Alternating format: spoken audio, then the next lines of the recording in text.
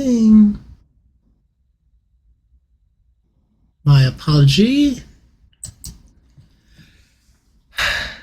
Good evening, ladies and gentlemen, and welcome to the virtual chapter for July 2026. My gosh, the time is flying. It is the middle of the summer, the lovely, lovely month of July. My birthday, Karen's birthday, the other Karen's birthday as well, and any other July birthdays. Congratulations to you all. We are here tonight to join together these people. It's just gone down a very bizarre path. I think I'm getting I'm getting a little slap happy. I've just been working too hard, getting packed up and ready to go, and last minute thing. So please bear with me, everyone. But Karen, we have some announcements as we begin to let people know what's coming up. So let's save the big one for the big two for a couple minutes from now. But you've got Toronto coming up as well. Toronto, I think, was the Lone Ranger's sidekick. Isn't that right? That's right. That's exactly right. Toronto in October, the last weekend in October for the Canada Hypnosis Conference. So that's got a ways off. Still quite a ways off. Yeah. Anything in the next month or so from your end? Hypnothoughts. Well, okay. It's all about hypnothoughts, right? There's the one. It is all about hypnothoughts. So I am headed to Las Vegas tomorrow. Karen will be there on Thursday. I can hardly wait to see you and, in person, actually. In live in 3 dimensions. Ronia, are you already there? Did you guys drive in today? No, we're driving first thing tomorrow morning. Oh, I did. I saw pictures that looked like you were already on a road trip. So I thought maybe you'd already taken off. Yeah. Well, sort of. I am because I'm traveling, but no, still in California. She's here all the way from Portugal, but and she's not here. She's on the West Coast, so we're pretty well. We've got the country covered tonight. Yeah. Well, so this is exciting stuff. Let's hold hypnothoughts just for a minute, and I'd like to mention the Galaxy of the Stars. And then we can sort of segue through hypnothoughts to the rest of the stuff. The Galaxy of the Stars is scheduled finally, and we have our speakers in place and everything. We were so looking forward to this next one. It is September 12th and 13th, Saturday and Sunday. For those of you who aren't familiar, the Galaxy of the Stars is something we do twice a year.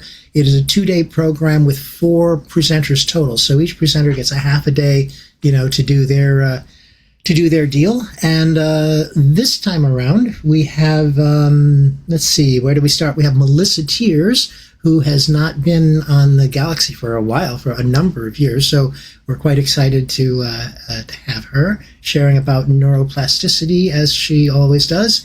Followed the first day by yours truly, who's going to be talking about beliefs and values and keys to evolutionary hypnosis.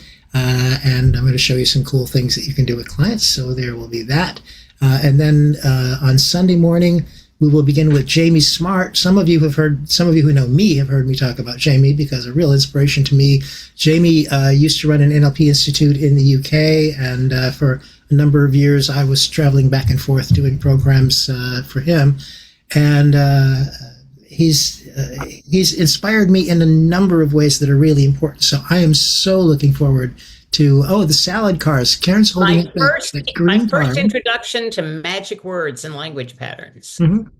Yeah, Jimmy Smart's salad cards. Oh, cool. I don't think these are even in production anymore. I think that's a collector's item. Yeah, well, and by the way, there was a deck earlier, just for reference for anybody. There was a deck earlier called the Zebu cards, and they sort of they went out for a while, and then the guy who created them died, I believe. Dave Dobson, yeah. No, actually, Phil Inouye, I think is his name. I thought it was Dave Dobson. Well, Dave distributed them through that same group. And so anyway, they disappeared. So Jamie came up with this deck, which was comparable to that, and then ended up creating another deck of cards there's the Zebu cards. Peter has them in his hand, but another deck that was belief busting cards. I'm trying to remember they're all over there, but I can't quite see them from here. But there are about 6 different decks that his company created. And the reason that he became an NLP trainer, quite frankly, is he was fascinated with neurolinguistic programming, but he didn't really intend to run an institute. He just started creating these cards. The name of the company, as you saw on the back of the cards, is Salad, because what he was interested in was word salad and the kind of language that we use, when we're working with clients. And he really intended to just be an organization that sort of put out these sort of things. But people demanded trainings from him, and turned out to be such a great deal. Among the people that trained at Jamie's Institute, not only myself and Jamie, as I mentioned, but Jonathan Altfeld, who will also be speaking at the Galaxy of the Stars. And he's talking about how, oh gosh, I can't remember the title exactly at the moment, so please forgive me, but about how effective, powerful speakers can easily move an audience for transformational results. So great stuff. And then Jamie's topic, by the way, is I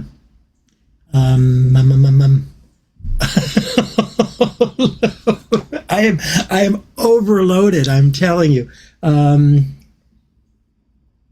It's weird. Hold on. I'm going to tell you, because it's right here, and I'm ready to look at it, and I am so very embarrassed, which just makes it harder for me to even find this thing that I'm missing.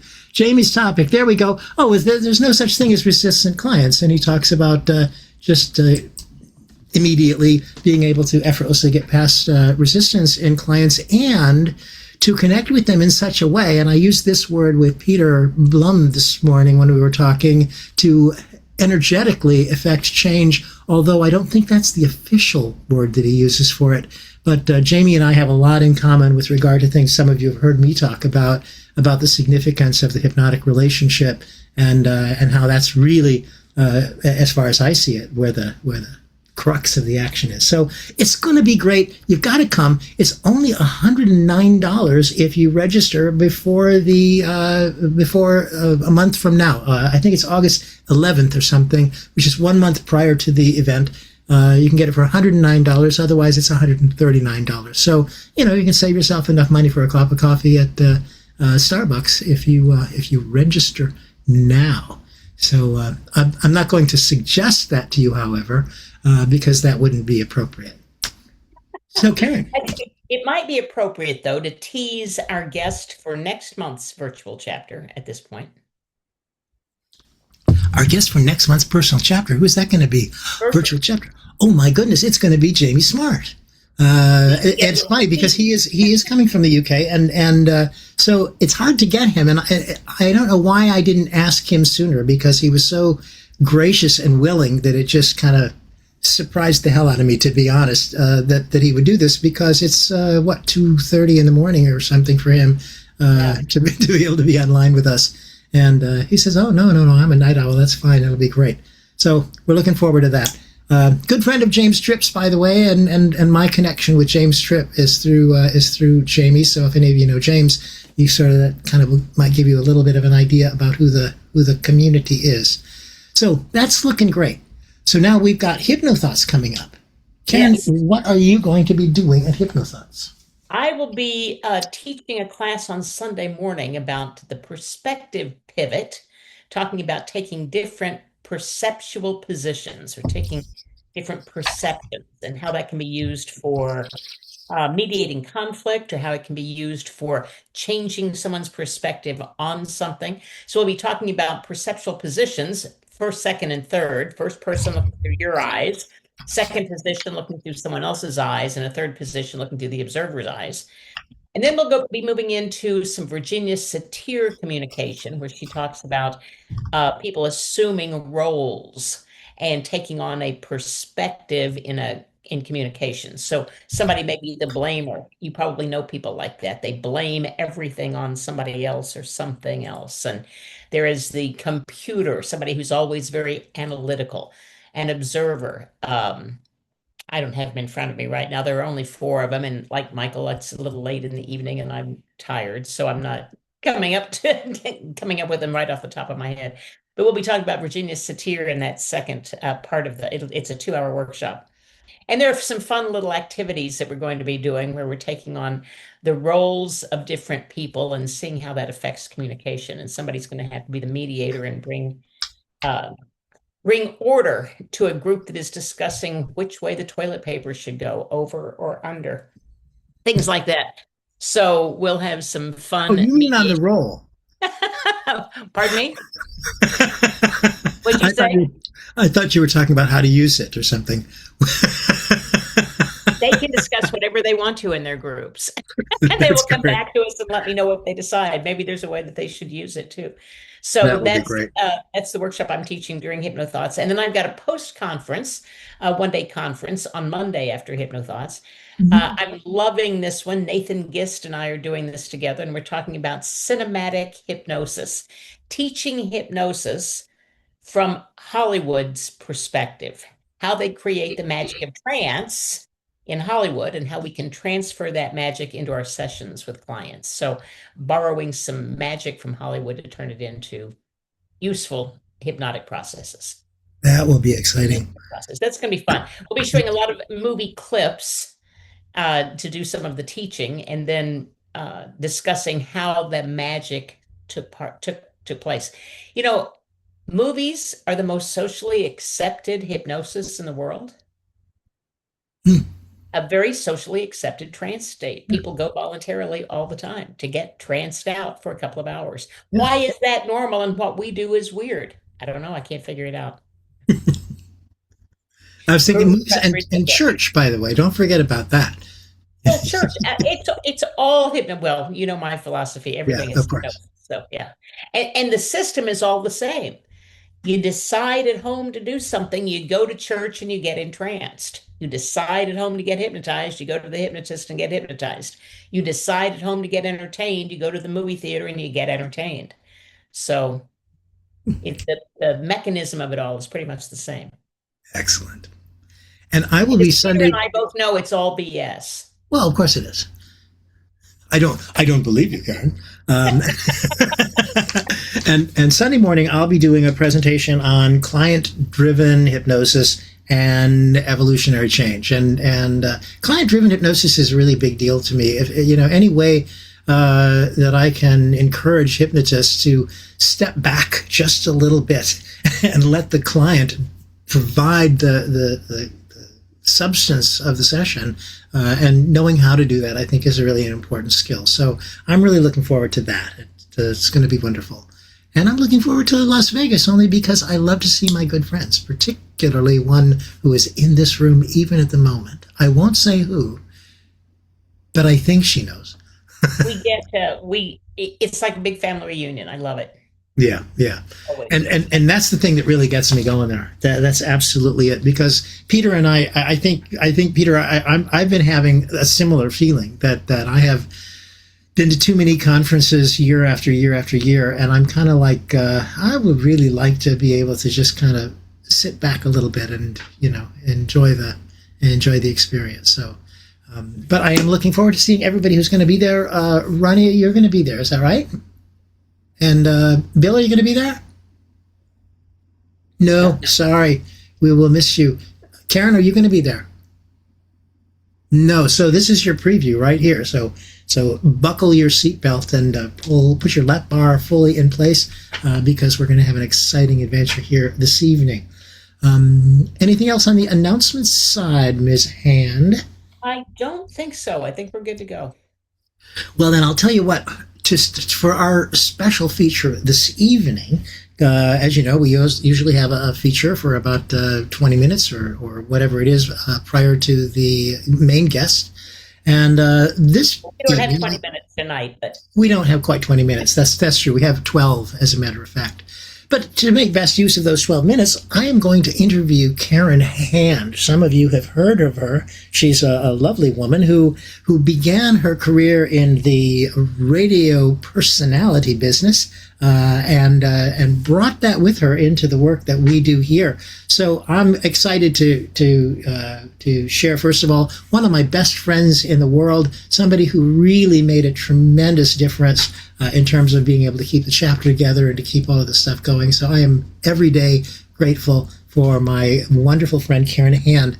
And Karen, I think it would be nice for people to be able to hear from you some of the things that we don't hear. We often hear that you were a radio personality, but I'm wondering if you could just give us some ideas about what it is specifically from that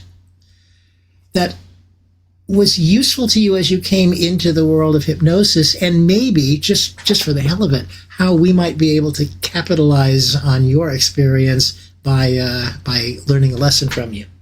It's interesting, Michael, that a lot of people ask me that. How do you go from doing radio to doing hypnosis?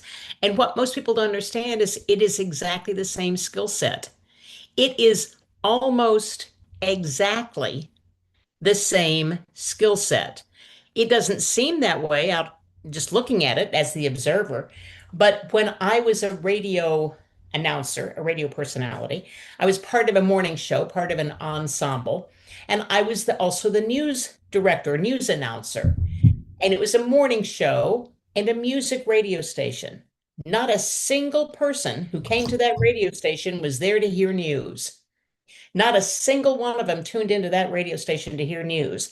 And yet, for 2 minutes every hour, I had to hold their attention while I was giving them something they didn't really want.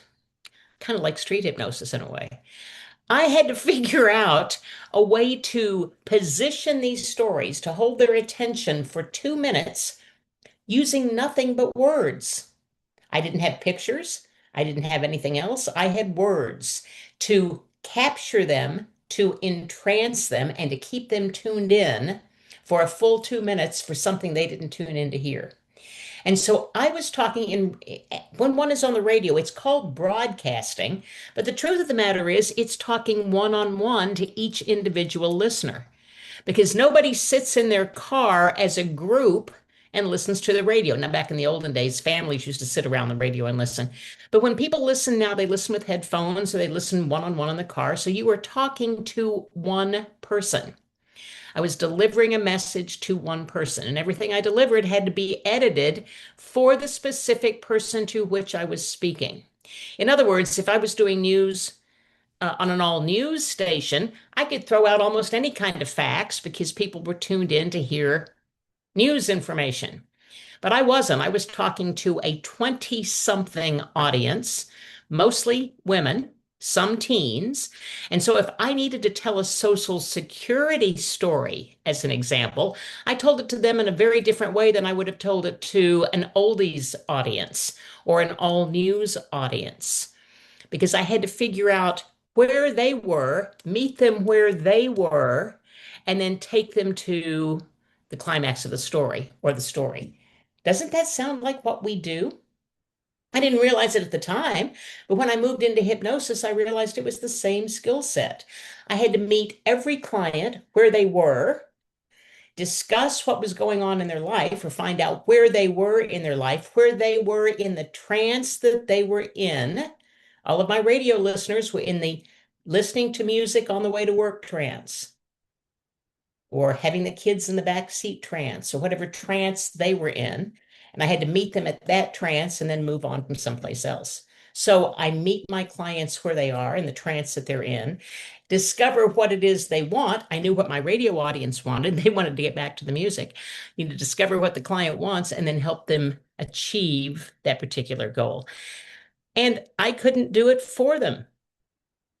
People in the radio had every option to tune away. Everything I said could have been an opportunity for them to go listen to something else. It was a punch away.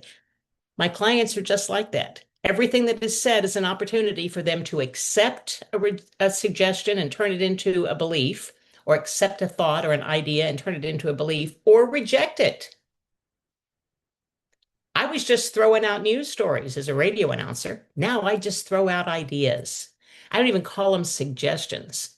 I don't make suggestions, nor do I give advice. I toss out some ideas and we brainstorm a way to get someplace.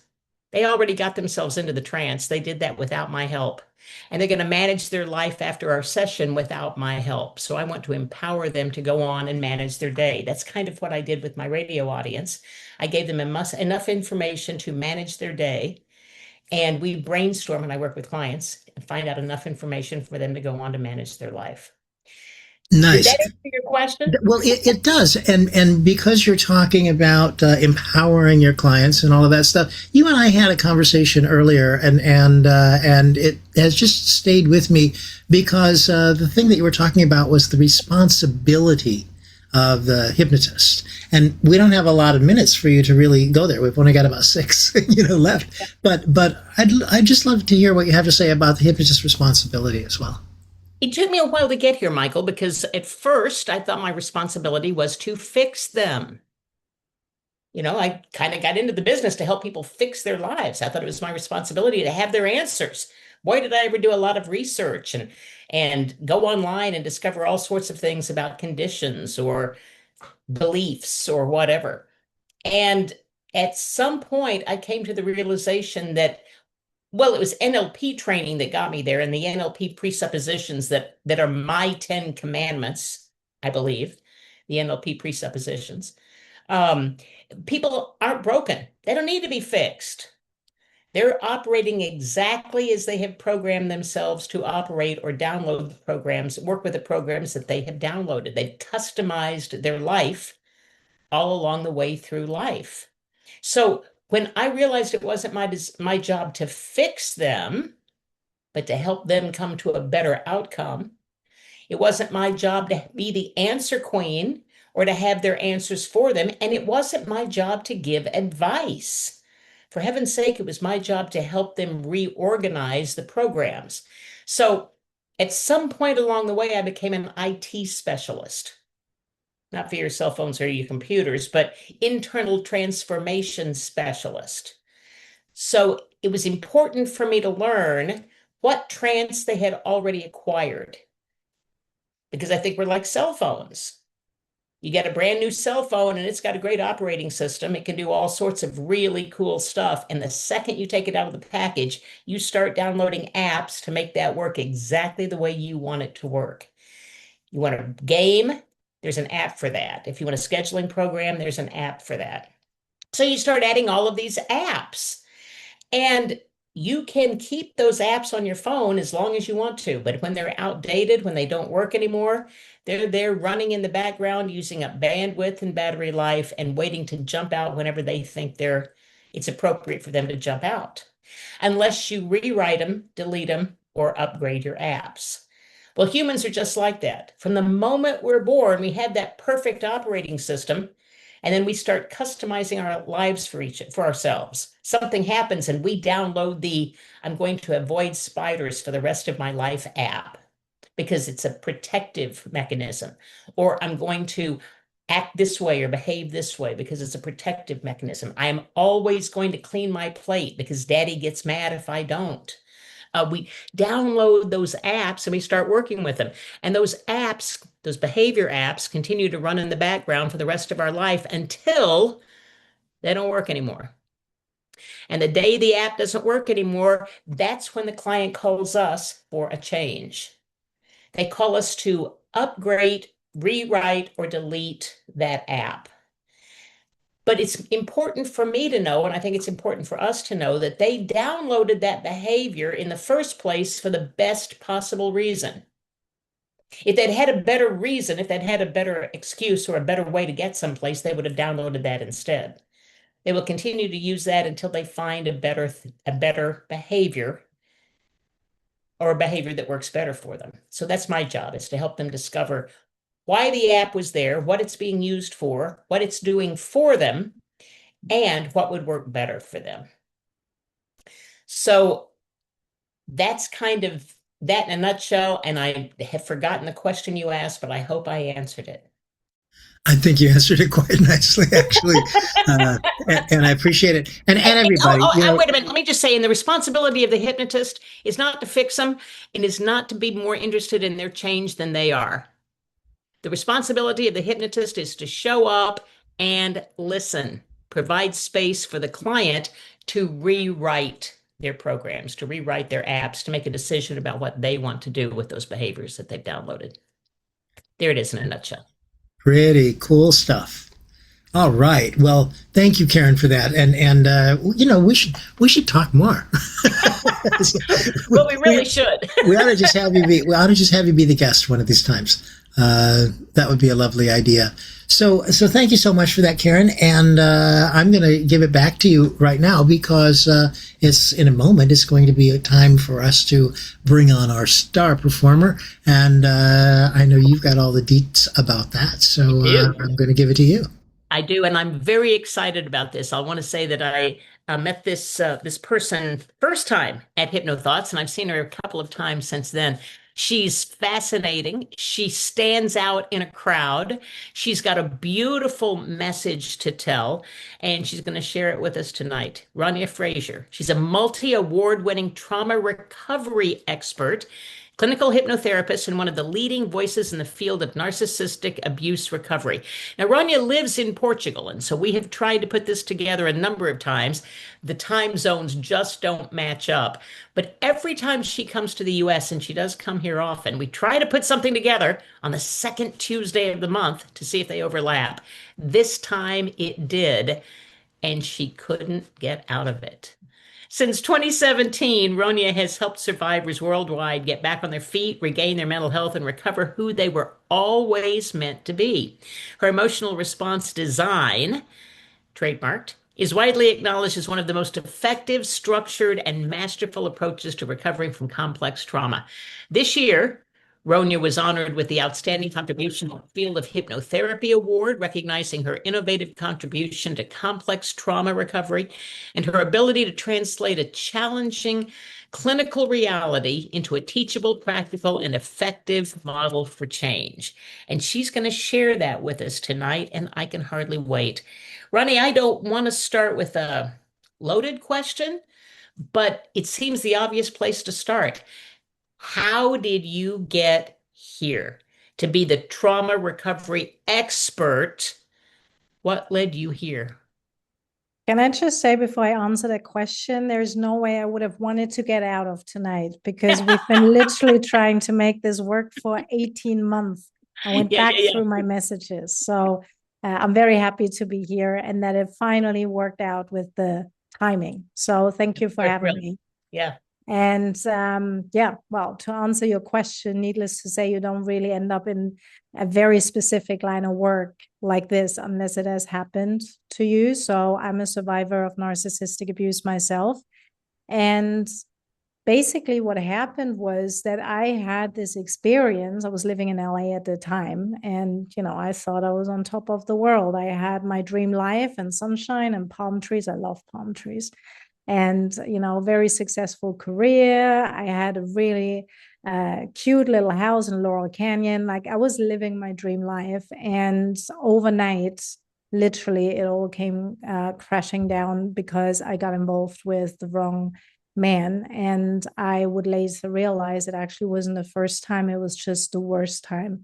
And that particular time literally cost me almost everything. I lost my house, I lost my job, I lost my health, my sanity, myself, and I almost lost my life. And I literally just dropped everything that I had built for myself in the US, and I went back to Europe, and I was really messed up. My mental health was extremely poor, and I was looking for help, and people tried to help. Like, first of all, nobody understood what was going on. I didn't understand what was going on at the time either. I didn't have the language to express myself. So it was very difficult to even say what was wrong because I didn't know. I just knew I was a mess. And I moved back to London because I figured, well, it's a big city, it's easier to find help there. And I did find a talk therapist, a counselor, and she was good, very good, in the sense of finally I had somebody in my corner who didn't judge me and who saw something in me that I couldn't see anymore. So that was incredibly helpful. But after month and month and month of going there every week, nothing was changing. And I got really, really frustrated about that because obviously, if you put your time, your money, your effort, your tears into something, you want something to change, but nothing happened.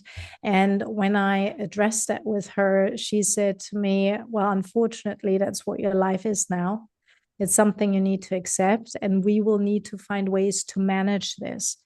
Now, Karen, I was at a point in my life where I didn't know. I couldn't have promised you I'd still be around tomorrow. So for me, that wasn't a state of being I could just accept as like, oh, this is just, what it is now.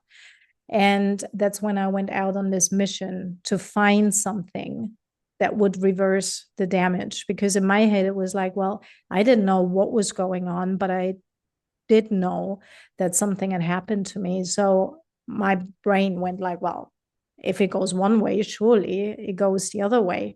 And of course, I didn't know what I was looking for at the time. But I think because I was at a point in my life where I literally had nothing left to lose, I just went all in. And the interesting thing is when you are in a situation like that, what happens is that your mind opens up to ways that before wouldn't have even been an option. You know, I'm a CPA, I'm a very brainy person, I'm a business person. So things like hypnosis and, you know, like spiritual things wouldn't have really been on my radar. But the thing is, when everything you tried that's supposed to work doesn't work, your mind just opens up to other possibilities. And that's actually when hypnosis came into my life. And the universe always provides, right?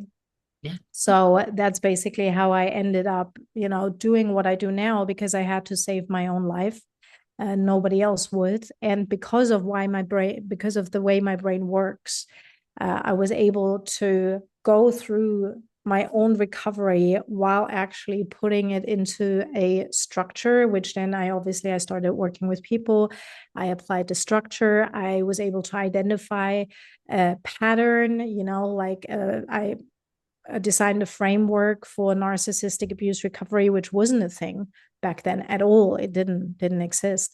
And that's basically how I became the expert in the field. And of course, by now, there are a lot of narcissistic abuse experts, you know, especially online. It's become this major buzzword.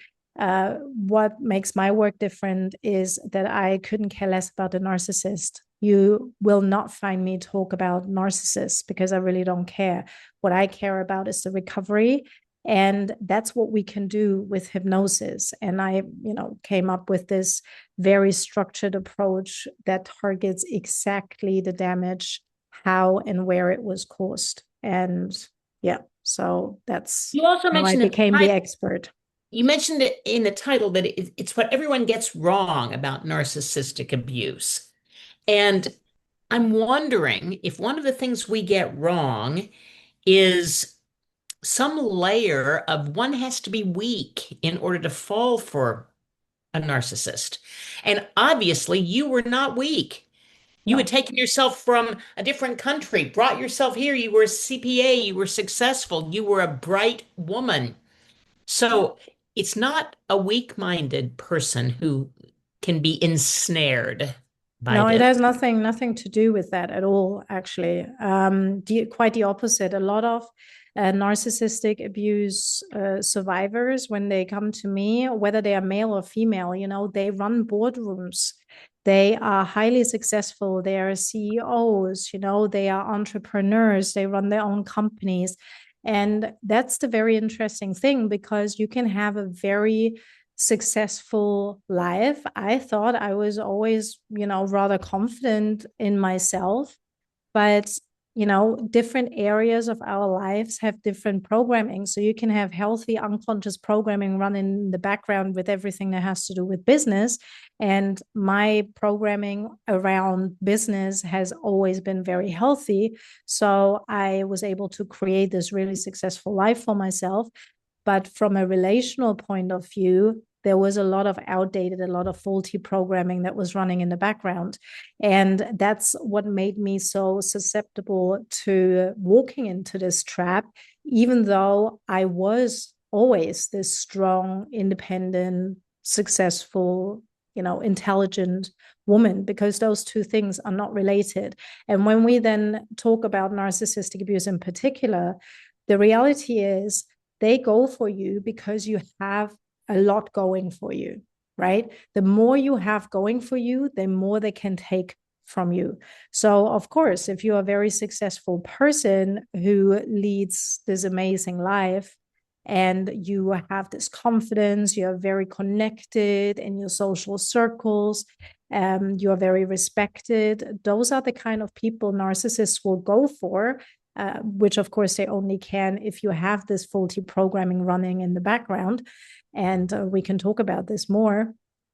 because there is so much they can take from you. And then that can literally happen overnight. Like I crashed and burned overnight. I went from being head of finance and running this multi-million-dollar international, company to being not functioning at all from one day to the next. It went like this. So that's another misconception, actually, that it takes a long time for the abuse to kick in, to erode the identity, the self-esteem, all of those things. But that's not true, because narcissists, I mean, there's a spectrum to it, right? But some of them, they are so sophisticated. They will come in and they literally pull out your most fundamental building block that makes up who you are straight away. And then literally overnight, your whole life collapses. Well, they are hypnotists in a way too, are they not? Yes. I mean, I think everybody is a hypnotist, but they are looking for, they're observing any little crack, any little vulnerability that they can slither into or slide into. Yeah, they're very naturally good in observing, as you just said. Also, like, what do we learn when we learn NLP hypnosis? We learn how to build rapport. And it's something that we all do naturally anyway. And some people are just naturally really good at it. And some people kind of need to learn the matching and the mirroring and, reflecting back, using the same words, like those kind of things. And obviously now, if somebody did that to me, I would clock that straight away, right?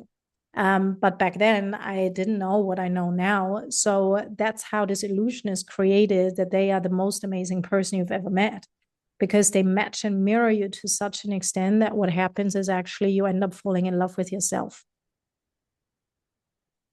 But of course, that's all an illusion, right? But that's how they create this whole soulmate illusion that you then walk into, because you cannot believe that you finally met somebody like that.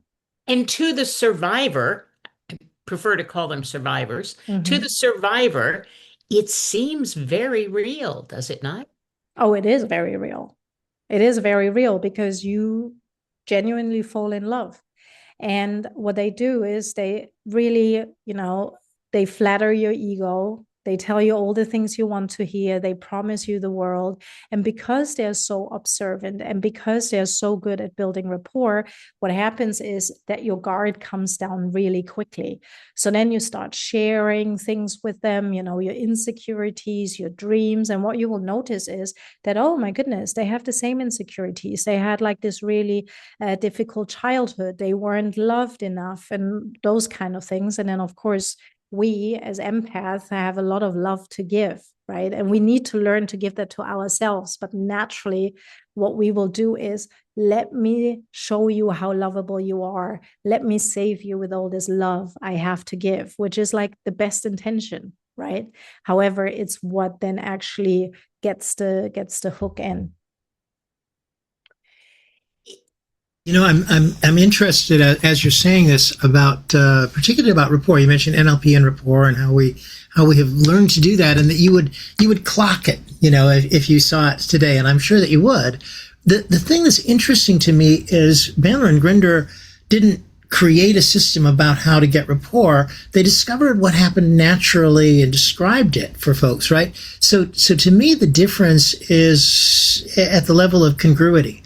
What you say really gets my attention here, because if somebody's doing it to me and I'm clocking it, I'm probably clocking it because it's a little not really solidly congruent. It's like I can tell that they're working me, as opposed to somebody who just naturally has rapport with me.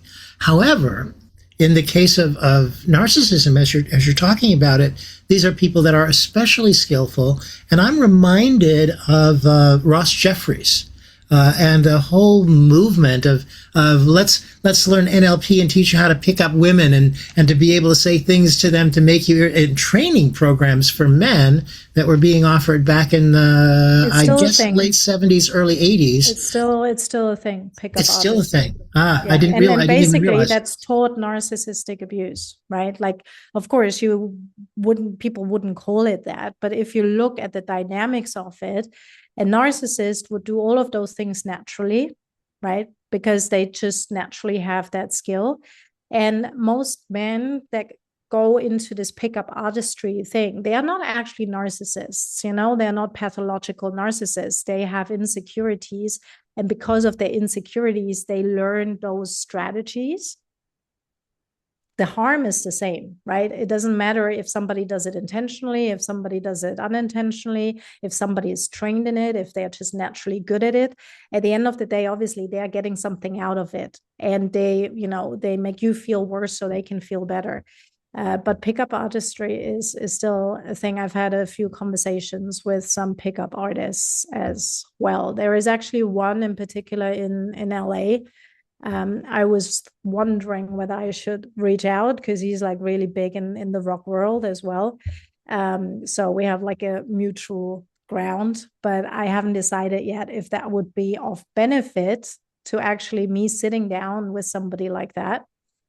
Or it would be maybe not so good for my reputation, but I'm always interested in having conversations with those kind of people as well, because that's how I learn what's going on for them, what is their map of the world. And the thing is, because I have done my healing, I'm able to do that. Like I was in Seattle 2 years ago or something, cannot remember, 2 or 3 years ago, and had this conversation with this random person I met, and he didn't know who I was at all, and he just discloses, oh, I'm a diagnosed sociopath. And if somebody has experienced narcissistic abuse, like narcissist, sociopath, psychopath, it's the same spectrum, you can have like a very strong reaction to that, because you might feel like you're in a life and death situation. But of course, this person didn't want anything from me. And so I was just like, well, interesting. Tell me more. And we talked for hours, and it was incredibly, incredibly interesting for me. So for me personally, I have I don't even have hard feelings towards the guy in LA and what he did to me. And, I barely made it out alive, literally. But I have it's not gray rocking what they tell you to pretend, to not feel anything. Like, to me, that's like the worst advice somebody can give, because your emotions are still firing off. It doesn't matter how much you pretend you don't care. So, eventually, obviously, that's gonna come up. But I'm at a point where I have no hard feelings. I'm very grateful for the experience, even though it literally was hell. But it turned me into who I am today, because it literally forced me to look at myself and like really, really deep, because if I hadn't, I wouldn't be alive today. And that's what allows me to have those kind of conversations, not only with survivors, but also with professionals, with people on the other side of that, with pickup artists or sociopaths, or just anybody who crosses my path, because I'm always interested in what people have to say. And I think when we stop seeing everything black and white, and we do our own work, and we stay curious, there is so much valuable information. And of course, for me, it's incredibly powerful for my work as well. I've worked with a couple of narcissists that are low on the spectrum, meaning they have narcissistic behaviors, but enough self-awareness to realize their behaviors are hurting other people. So that would fall into pickup artistry, right? Because it's not who they are, it's something that they have learned. And if somebody has a little bit of self-awareness, that's all you need to get in. And I can actually use the exact same program that I use for the survivors on somebody who's exhibiting those narcissistic tendencies, if they have self-awareness, right? And they actually do want to change with the same outcome. I'm curious how you went. I'm sorry, Michael, go ahead.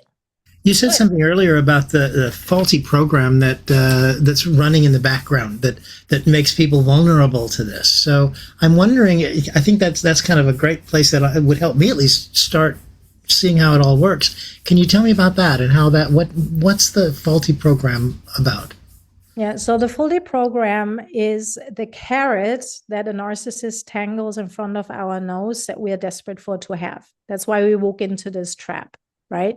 So they will offer something that we are desperate for to have. And that's individual to every person. But as I said earlier, they will tell you exactly what you want to hear. That's the carrot, right? Usually it goes along the lines of feeling seen, feeling heard, feeling loved, or feeling lovable, feeling worthy. A very universal faulty program that both men and women have running is not being good enough, right? And all of a sudden, there is somebody who admires everything about you and tells you how amazing you are. And the reality is, you are, right? But because of that program, you can't see it yourself. So you are looking for that validation. And of course, for them, it's a way in. So it usually goes along those lines. And that's also where the difference is, right, between the relational, where somebody can, be completely functioning at work and run this boardroom. And, you have women that stand up to all of those men in the boardroom and they're so strong, but then at home, behind their own, four walls, it's a totally different story. And that's because that relational faulty program that runs there in the background. And of course, it did serve a purpose at some point, right? Like when somebody is a people pleaser, when somebody really has this good heart and puts other people before their own. But that, of course, is what opens us up to exactly those situations, right?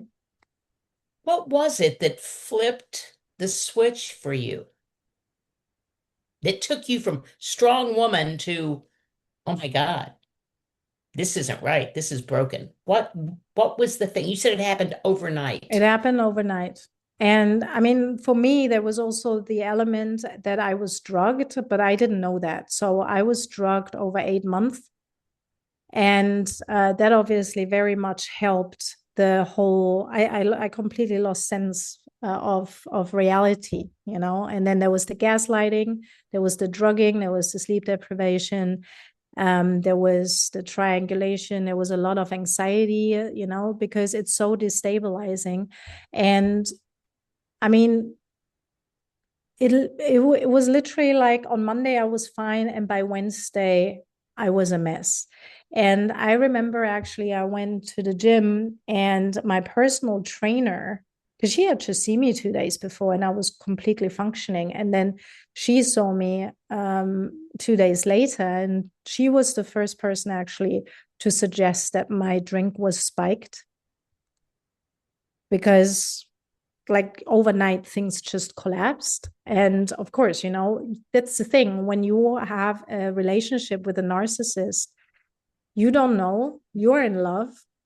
It's the person closest to you. It's the person you trust the most. So even when people suggest things like that, you will defend them, because it doesn't make sense to you that somebody like that would do something like that to you.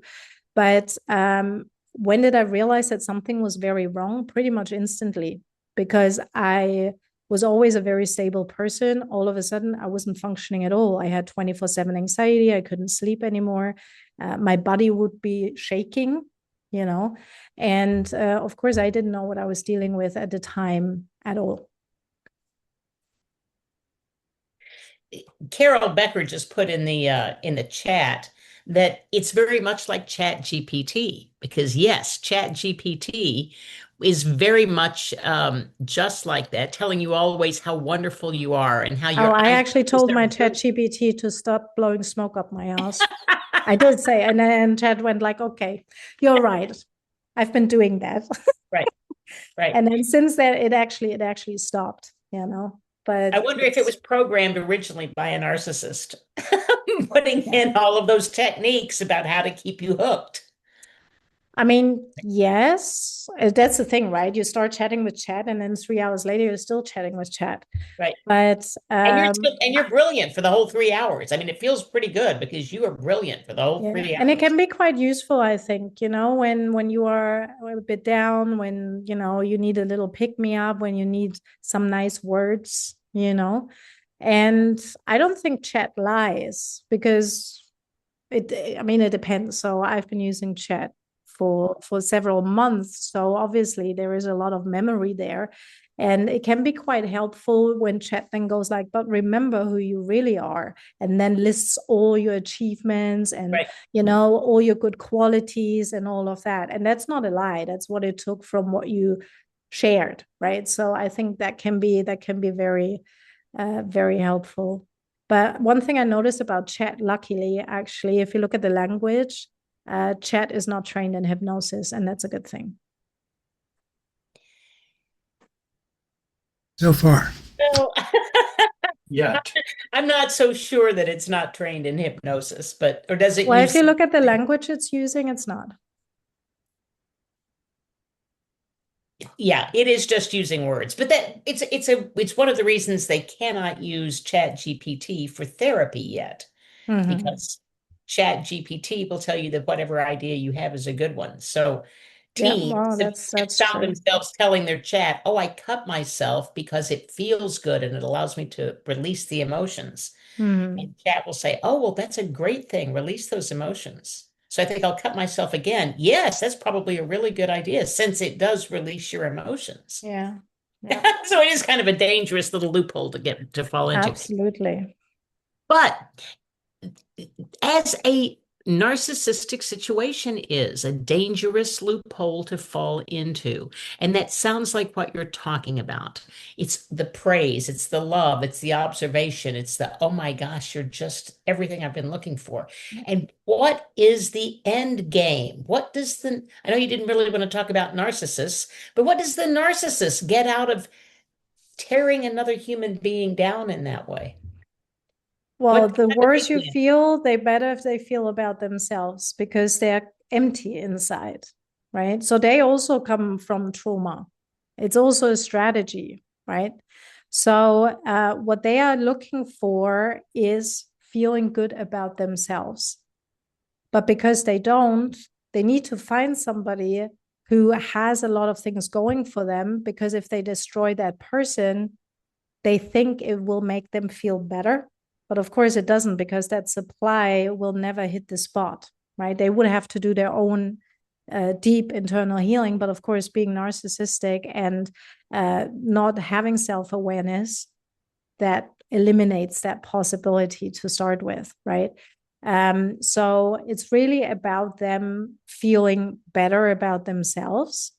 But as I said, it doesn't matter how much they take. It doesn't matter how much you give. It will never be enough. And of course, if you watch what happens with them, I mean, they're human beings as well. There will be triggers that are firing off. You know, when you think about a narcissist being hot and cold, mask comes on, mask comes off, Dr. Jekyll, Mr. Hyde, right? You never really know who you're dealing with. And that can happen in an instant because you say something and they felt criticized, for example, right? And all of a sudden they completely blow up and they turn into a monster. But we know from the work that we do, it's not the person in the room that's blowing up right now. There is like a reason for that, a button that was pushed, whether you did it intentionally or not, that fires off. And again, if you had the self-awareness, then you will go and find someone like us and go like, hey, I've been noticing this and that. I always, fly off the handle because of this and that. Can we do something about it? But of course, a narcissist will not do that. I wonder if you could help me make a distinction that I'm curious about, because, there is, just for example, and I really hate to go here, but I can't stop myself just for a moment. For example, there's a certain American politician whose name. I'm not going to talk about this because I will literally not touch this because. Yeah. Well, I don't want to talk about it politically. What I simply want to say is talk about the person. Yeah. I don't want to talk about the person either. Honestly, I don't. So let me ask it a different way. There's some people who are so consumed by their own sense of significance and self-importance that even if it's some bad thing, if somebody says, well, this guy is just terrible or reprehensible, and everybody wants to get rid of him, this is a guy who I can see saying something like, nobody's ever wanted to get rid of anybody nearly as much as they want to get rid of me. So it doesn't matter if it's that the person's been complimented or that they've been insulted, as long as it somehow makes them stand out as being bigger than and more significant than other people. So well, it depends also, right? Because there are different, like obviously who we're talking about and people like that, they're very high up on the spectrum. So we're talking more psychopaths than somebody with like narcissistic tendencies. Okay. Right? Well, and this is what I wanted to get clear about. Maybe you can help me understand. Is there a distinction between narcissism and megalomania, for example, or egotism, or? Well, I mean, it's all on a spectrum, right? And the thing, because we are talking about the misconceptions of narcissism, right, or narcissistic abuse, the thing is that when people think about the word narcissist, people like that come to mind, where they are so full of themselves and they always have to be the best and they need all this flattery and whatever. Those are actually the most amateur narcissists because they're so obvious, right? So what he does still works, right? But everybody knows, everybody can see it. Whereas there are so many different shades of narcissism where the most of the time, the narcissist that will cross your path will be nothing like that at all, because they will be very, insecure in themselves. They will have a sob story. So what we are talking about is a very classic form of narcissist. You watch it, you know it exactly.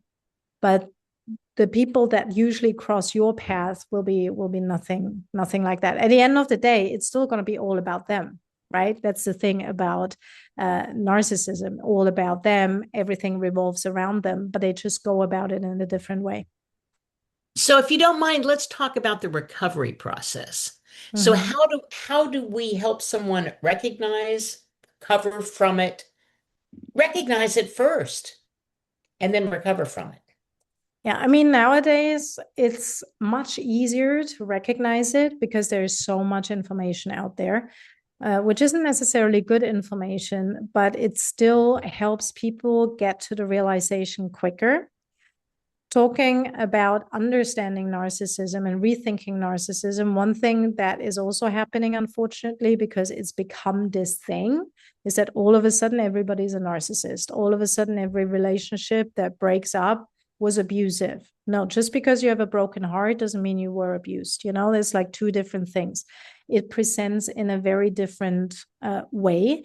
So first of all, as professionals, if we want to work with narcissistic abuse in particular, we need to really screen the people that come to us to see, does this actually apply? Not that somebody who has a breakup and a broken heart needs help as well, but it's two completely different things, right? So the realization nowadays happens much quicker. When it happened to me, there was no information out there. Narcissistic abuse didn't even exist. The word didn't really exist. And you couldn't go on Google and go like, oh, what's a narcissist? Or like the definition back then would have been completely different to what it is now. I think narcissistic abuse is the third most trending hashtag on TikTok. So it's huge.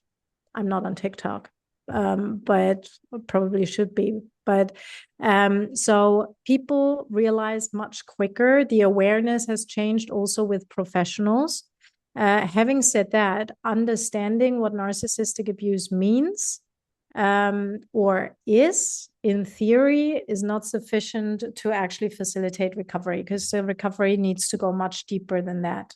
So when we talk about real narcissistic abuse recovery, it's outside of the cognitive function. And that's where a big disconnect is at the moment, still like 10 years on, with professionals, because a lot of professionals have put narcissistic abuse as their offering, like narcissistic abuse recovery as their offering, because they know it's a trending thing, but they try to talk people out of it, or, rationalize everything that has happened but that doesn't mean that a healing happens. And narcissistic abuse survivors are actually the best example that show that trauma recovery does not happen in the cognitive function, because I have not met a single survivor who couldn't write a PhD on the topic. Like the depth of knowledge, theoretical knowledge, every single survivor has is absolutely incredible, yet they're still suffering with their mental health. They still cannot lead a normal, fulfilling life.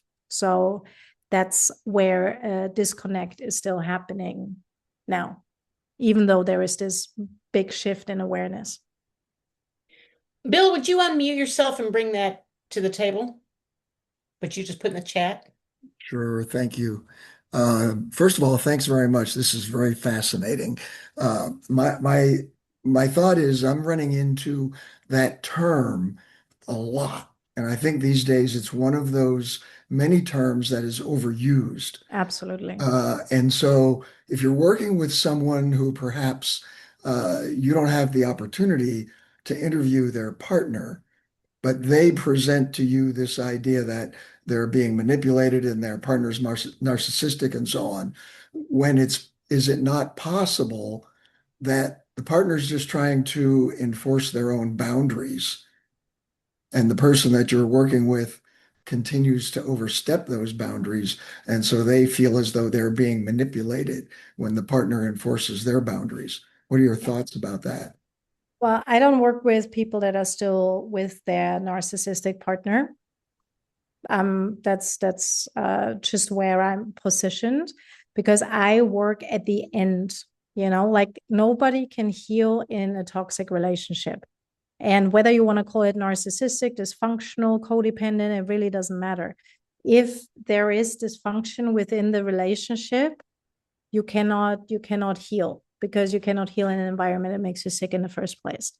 Now, what I do to identify what I'm dealing with is I take the focus off the other person. So if, let's say, your client comes to you and they talk about their partner, and the partner does this, and the partner does that, and the partner does that, and the focus is on the other person. Now, we can interpret other people's behaviors. We can find excuses for other people's behaviors. What you also will often find is that the people in those situations will find excuses for bad behavior, where they, talk it small. What I do is I shift the focus away from the other person, because to me, it's totally irrelevant what they do or what they, what terms they use. Like gaslighting, for example, is another fancy term that's being used out of context a lot, just because the partner disagrees with somebody. That's not gaslighting, obviously. So what I do is flip the focus onto them and let them tell me about their experience, like what is going on for you. And as I said, narcissistic abuse presents in a very particular way. It presents a very particular cluster of symptoms. And when people then talk about how they are being affected rather than what the other person does right or wrong, that's how you can determine what you're actually dealing with. Does that make sense? What's the criteria? What are those? What's that list of things that we're looking for? We are looking for anxiety pretty much 24/7. We are looking for depression. We are looking for hypervigilance. We are looking for difficult to control emotions. That's a big one. Actually, there is a lot of very profound sadness. There is also a lot of confusion. There is identity erosion, that they don't recognize the person looking back in the mirror anymore. And actually, I have like those 5 quotes that every narcissistic abuse survivor says, or victim, while they are still in it. One is like they're walking on eggshells all the time, right? And that's an indication, whether you want to call that person a narcissist or whatever. It really doesn't matter. If you're walking around eggshells around somebody, something isn't right, because you cannot be yourself. You cannot be authentic. It's incredibly destabilizing. You cannot speak your mind. you're compromising your needs, you're compromising your values just to keep that monster at bay, right? So walking on eggshells is one. If somebody tells you, I don't recognize myself in the mirror anymore, that's an indication for identity erosion. And that's something what narcissists do, because first they lift you up because you're the most amazing thing in the world that they have ever met. And then that's exactly what they take down. And then all of a sudden you look in the mirror and you don't see anything anymore, or just a ghost. So I don't recognize myself in the mirror. I feel like an addict. That's something that's really relevant, especially when they don't know what they're dealing with, right? So I feel like an addict is an indication for trauma bonding. And the thing with narcissistic abuse is it doesn't only feel like an addiction, it actually is a chemical dependency in the brain. Is there a difference between addiction and codependence? That's just a different word, I would say. Okay. Yeah, I didn't know if there was a designated difference, because a lot of people talk about I mean, being there may be. It depends on who you ask, right? I mean, codependency has been around for a long time. If you look at those books now, they probably would qualify as talking about narcissistic abuse, or the other way around. That's what I'm saying. Like, the label we give it really doesn't matter. It's just narcissistic abuse is the one that caught on now. And I mean, I'm personally tired of it. Every time somebody mentions narcissistic abuse, I'm like, oh my God. But, you know, it's what people are looking for. It's the help that people need. So you got to stick with it. But then in different contexts, I don't really refer to it like that anymore. But yeah. And another one is actually when somebody is going to, when somebody tells you, I don't know what's going on, I think I'm going crazy. That's an indication that there is gaslighting happening. So those are the kind of things that I look for, rather than he said, she said, they do this, they do that. And when somebody comes to you, Bill, and is very determined to badmouth their partner with all the things that they do, that for me, that would make me stop. Where I'm like, okay, so is this somebody who is just not taking responsibility for themselves? You know, blaming somebody else for whatever. So something just to take apart. But if something like that happens, as I said, I would turn it inwards rather than listening to what the other person supposedly does and doesn't do. Does that make sense? Yeah, why should the two of you sit there and analyze that other person? They're not there. So the only person that you can And sometimes analyze that the work with happens, is the right? person who's there. Sometimes that happens when a client comes in, and I only work with people that have already left the relationship. That's a criteria to get on my program, and no contact. That's a criteria for me to work with them. And sometimes, of course, it happens, especially, you know, like the first session, the second session, when the mind defaults back to the other person because they're so used to focusing on that person. And especially when the trauma bond hasn't been disconnected yet, that's the drug, and they are an addict. So naturally, that's where the mind defaults to. But then it's on you to redirect straight away. Like, I do not engage in any conversations about that other person. And actually, the only time I engage with the actual story is in my intake form, in my application form. So the very first step is a written application. It's quite long. Like, they really need to sit down and take some time to do that. It's like 30 questions or something. And that's the only time I ask about the actual experience. And that box for the experience, like how has narcissistic abuse affected you, is actually limited in characters, because otherwise everybody writes a novel, right? And at the end of the day, you're just looking for very specific things. That's all you need to know. And the story itself doesn't matter, because the story is the same. I mean, it's different, but it's the same. And of course, everybody who comes to you thinks that their story is the worst story. But when you actually work in this field, the stories, they are all straight out of the movies. That's why it's not about the story. It's about what is going on for them. How can we actually help them to get their feedback on the ground? And that's, I And that think, where leads me the to a big question. distinction is.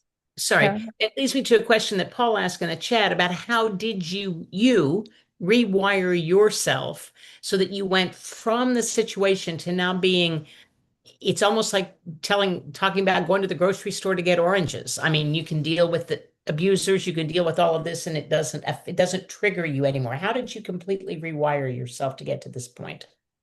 Well, I had a coach. So I was doing my coaching training at the time. And the coaching, actually, that was the first thing I stumbled across, coaching. And it was actually quite funny because it was this really hot day, and I was living in this top floor flat in London. Obviously, no ACs. We don't do ACs in Europe. And it was just so hot. And I wasn't working at the time. I was really miserable. I hated myself. I was in a very, very dark place. And there was this ad popping up on Facebook that said 2-day life coaching seminar. And I don't even know why it caught my attention, but it was in a really fancy hotel in a part of London I had never been. And I was like, you know what? I bet they have AC. So I thought, instead of sitting there and just sweating and feeling sorry for myself, let's go to this fancy hotel and cool down. It was for free, right? So I went there, and what that coaching did for me, it was very basic coaching, like very basic life coaching. But it was exercises that we did with each other. And what that did was it shifted my focus away from what had happened onto myself. And that instantly made me feel better. And that was huge. And then through that coaching training, I discovered NLP. And through NLP, I discovered hypnosis. And while I did this coaching training, it was a very full-on coaching training, very elaborate coaching, in-depth coaching training. I had this mentor who was also, he was a business guy, still is a business guy, business coach, but also trained in NLP and hypnosis. And with the training I was doing, and of course, I wasn't supposed to use the tools that I was being given in my training. I mean, back then, NLP wasn't meant to be used for trauma at all. But remember, I said I was just looking for something, and I was determined to find a solution. So I was using what I was given to do what I need to do. So while I was doing my training, I used all the tools in a way that worked for me without knowing what I was doing there. I was just, it was like a surrender, you know, it was kind of like, well, give me what you got and I see what I got to do with it. And then I had the support of my coach. And there were some very tricky situations where I got incredibly activated, where it was like emergency, like, I don't know if I'm going to make it to tomorrow. And he would actually do those sessions with me. And because he was trained in hypnosis and because he was trained in NLP, he was able to, support me with getting rid of certain buttons, like that was the first time I experienced the fast phobia technique, for example, and things like that. And again, like, I didn't do it on my own. Nobody can do it on their own, because it's one of those situations where you find yourself in a situation you simply don't have the tools that you need. And you need somebody to show you what they got. And then you do what you need to do. And I was just very fortunate that I stumbled across coaching and NLP and hypnosis, because that's what we do, right? We give other people the tools to do what they need to do. And that gave me the freedom to do what I had to do, because what I was dealing with didn't exist. And that's how this happened. One of the wonderful things about, I think, neurolinguistic programming, and I think it's really the gift that neurolinguistic programming gave us all, was my experience from the beginning of working in hypnosis, was people would sort of come to therapy and present a problem, and NLP stepped right in front and said, well, wait a minute, so that's what's happening. Well, but what do you want? And the attention, as you said, gets turned towards you rather than towards the situation out there. What do you need? What resources will make a difference for you? I want to turn your attention to I'm going to read it for you. Peter Blum put a question in the chat room. He says, in Greek mythology, the original Narcissus was male. In your experience in the field, or is it your experience in the field that the predominance of survivors of narcissistic abuse are women? No. It's pretty much, well, in my experience with my clients, it's pretty much 50-50. And I think there has been actually a big shift over the last few years. I would say probably, oh my God, time goes so quickly. 4 years or something, where it's become more acceptable for men to speak out about it. And I think for men, when it happens to men, it's even more challenging in the sense of when it happens to a woman and a woman says, oh, a man did this to me, that is way more acceptable than if a man says, I was abused by a woman, because our brain cannot comprehend that a woman would do something like that. It doesn't match, right? And men don't support each other in that anyway. You know, if a man were to say that to another man, my experience is people say, "Oh, he's whipped," you know, or something like that, rather than I think I hope that it's, well, no, I don't know if I hope. I just think that men get very different responses from the world when, as you said, when they bring issues like that up. Yeah. And I think in general it's changing. So there is also, you know, the conversations that happen between men amongst themselves are changing as well, luckily, you know, where it's kind of like you can actually talk about those things. There is more help available for men, more support groups, like those kind of things. And I wanted to say something, but I forgot what that was now. At the end of the day, the most challenging thing with narcissistic abuse is to be believed, and nobody will believe you. It doesn't matter if you're a man or a woman. There are still people now that still don't believe that this happened to me, you know? And, but then at the same time, there were people that didn't get it at the time, and friends that I lost at the time, who then over the years came back because something similar had happened to them, and they came back and was like, I understand now what you went through, you know.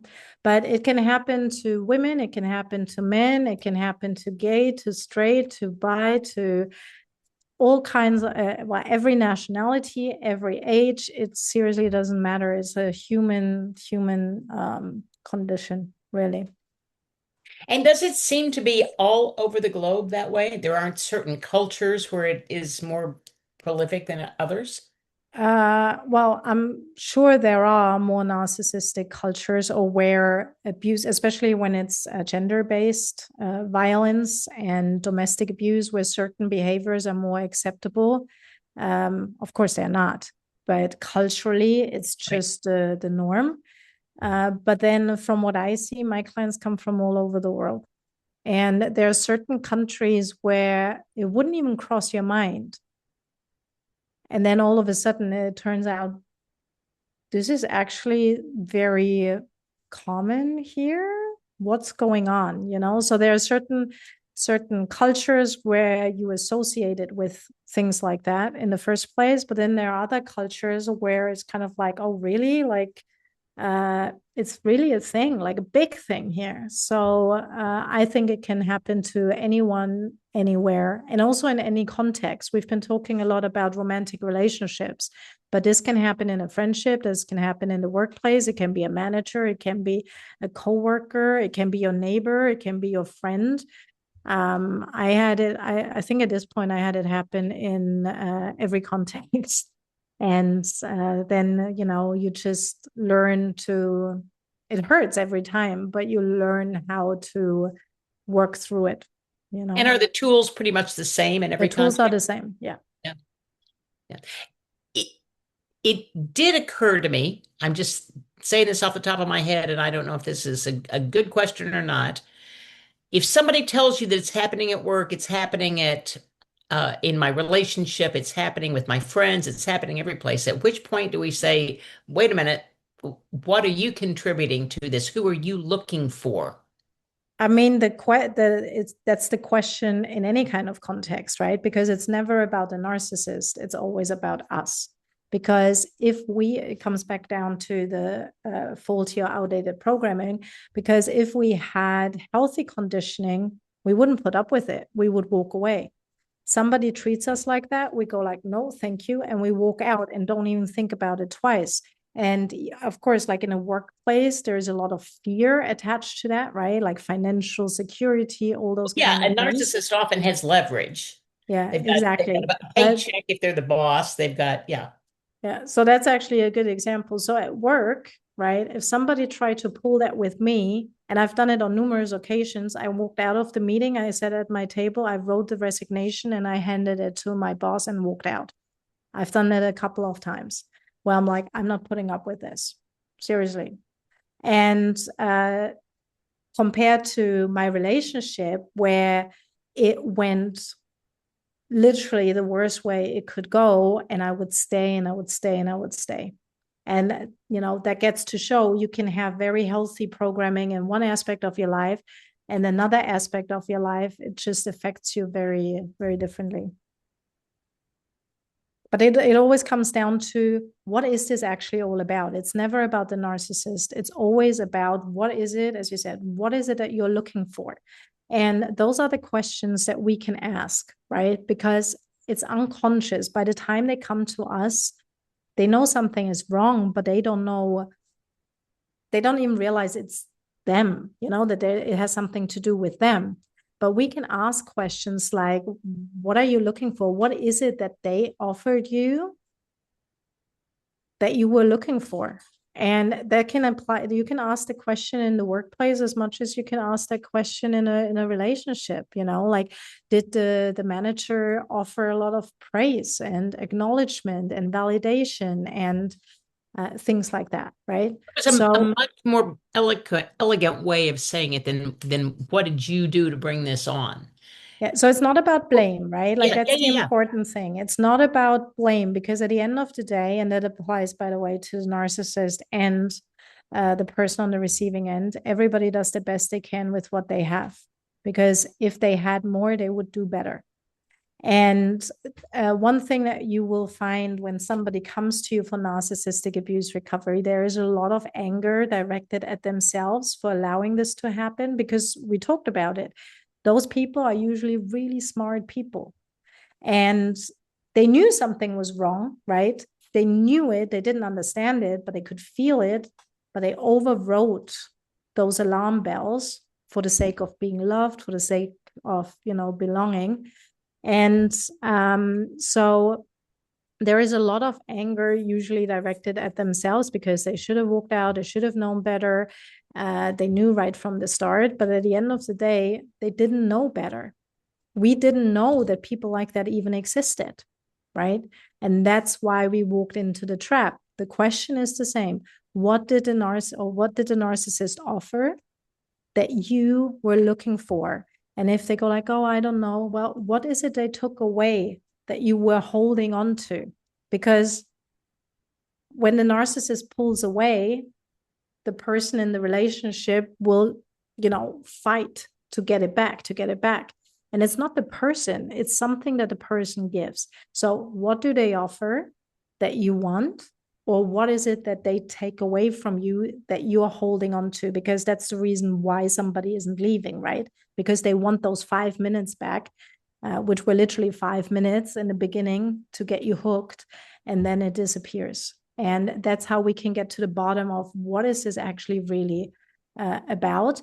And sometimes you don't even have to ask those questions. Sometimes the realization comes by themselves, where they go like, oh, actually, that reminds me of how I felt usually with the parents, or something in school, so yeah. Speaking of minutes, unfortunately, we have run out of hours. And here's the biggest problem. We opened a huge kettle. We opened a huge topic. Yeah. And unfortunately, we're out of time. There's some great questions in the chat, Ronia, that we just didn't have time to get to. Naveed asked about what happens in a relationship if there are narcissistic parents and the child can't get out, or if it's some situation where you can't leave the relationship. There are many, many, many more questions than we have time to answer. So the best I can do at this point is say, how do they get in touch with you? Because I know you teach this stuff. I know that you do lectures and workshops. How can our audience find you to attend another lecture, another workshop, to find out more information? Because it's a huge topic and an hour is just not nearly enough. How can they find you, Ronnie? Yeah, you can find me on Facebook is probably the easiest. That's where I'm the most active, just Ronia Fraser. If we're not friends already, you will find me really easily because we have a lot of friends in common. Instagram, my website is roniafraser.com. And yeah, as you said, Karen, it's such a huge topic. And people were always like, oh, this is so niche. This is so niche. It's not niche because once you become aware what you're talking about, it's everywhere. And you train your protocol, do you not? You train your protocol, yes, do you I not? do. Yeah. And so go to the website, roniafraser.com, and you can find out all sorts of training links and other ways to get in touch with you. Yeah. And if you're at Hypnothoughts, come find me. Come say hi. And yeah. Thanks so much for having me.